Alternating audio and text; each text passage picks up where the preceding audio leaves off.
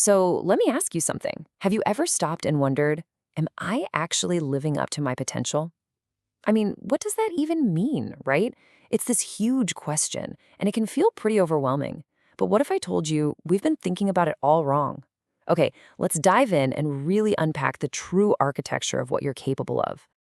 Yeah, just let that one sink in for a minute. Now, look, that's not meant to be a downer. In fact, it's the total opposite. Here's the crucial point.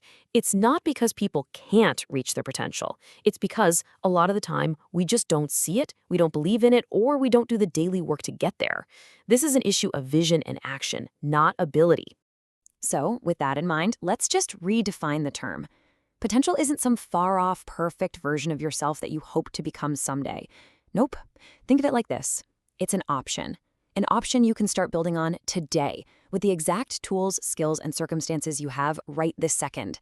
This isn't about being the best in the world, it's about being intentional with the one life you've got. Think of potential like a muscle, right? Having it doesn't mean a thing if you never use it. It only becomes real, it only gets stronger when you go through this process. First, you have to see the possibility. Then you have to actively choose to go after it. After that, you've got to practice it, put in the reps, and finally, you have to protect it from all the junk that tries to pull you away. If you just ignore it, it stays dormant. Simple as that. Okay, so if it's that straightforward, then what's the deal? What gets in the way? Well, here's the thing. Most of the obstacles we face aren't out there in the world. They're in here. They're the cages we build for ourselves.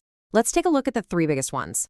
This right here, this completely reframes the whole idea of failure.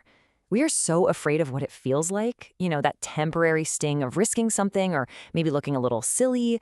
But real failure, the kind that sticks with you forever, that's something else entirely. That's the regret of never even trying in the first place. And that leads us directly to our first big obstacle, the fear of failing. You know that little voice in your head, the one that tells you not to even start because you might not be perfect? That's the one.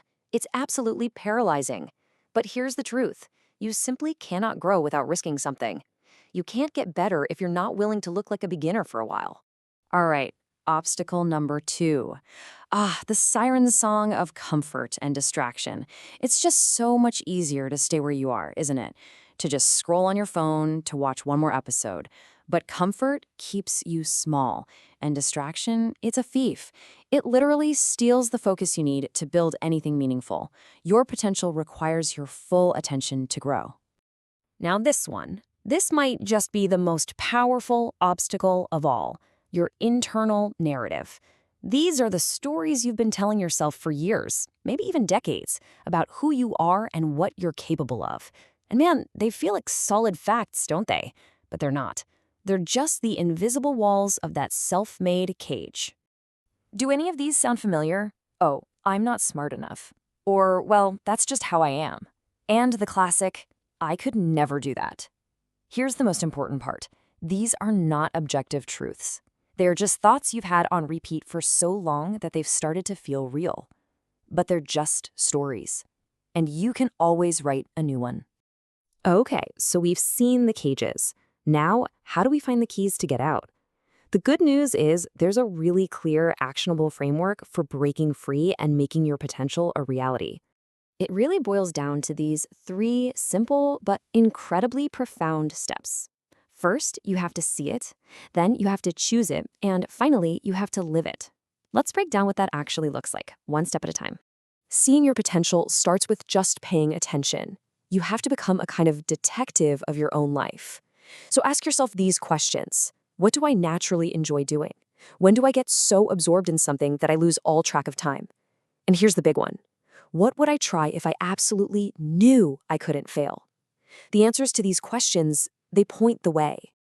Once you see it, you have to choose it. And this isn't some single, dramatic, life-altering decision. It's the small, quiet choice you make over and over and over again. It's choosing the hard work instead of the easy distraction. It's choosing effort over ease today so that you can be better tomorrow. And that brings us to the final step, living it. You become what you do every day. It's not about one heroic burst of effort.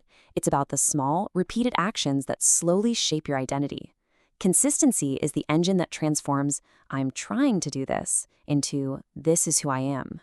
Now there's one more layer to all of this, and it's a really powerful one. What if unlocking your potential wasn't just about you?